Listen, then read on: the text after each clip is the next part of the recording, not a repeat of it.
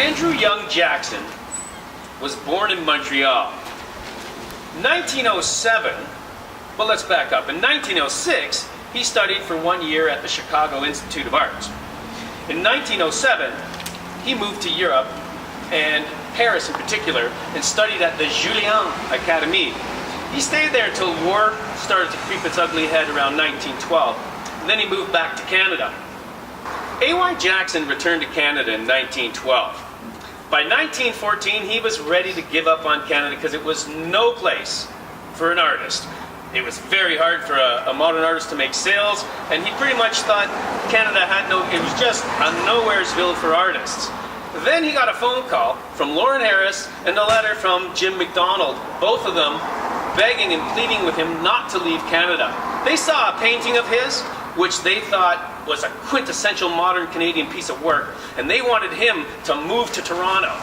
Lo and behold, Lawrence Harris said, please, please move to Toronto. I will pay for you to live here. I will give you a studio space.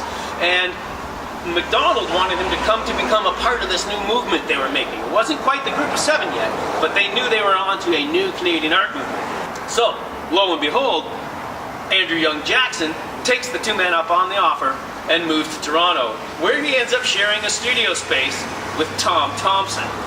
And the two became quick friends and really enjoyed each other's company. Now, the interesting thing about A.Y. Jackson is that when he lived in Paris, he was heavily influenced by the French Impressionists. In fact, by Impressionism, period. Now, he started to explain to Tom Thompson about people like Van Gogh and the kind of style and the work they were doing, which is incredible because Thompson never witnessed any of that work for his own eyes. But through A.Y. Jackson's descriptions of it, it gave Tom Thompson a jumping point to become a very experimental artist.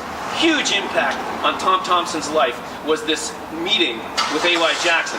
My favorite legacy that he left behind is that when they got bad press and negative reviews, he would actually write letters to the editor and write bad reviews about the critics and the reviewers, and they would show up in the newspaper the next week, which created this ongoing fighting dialogue between the Group of Seven and the established art community in Canada.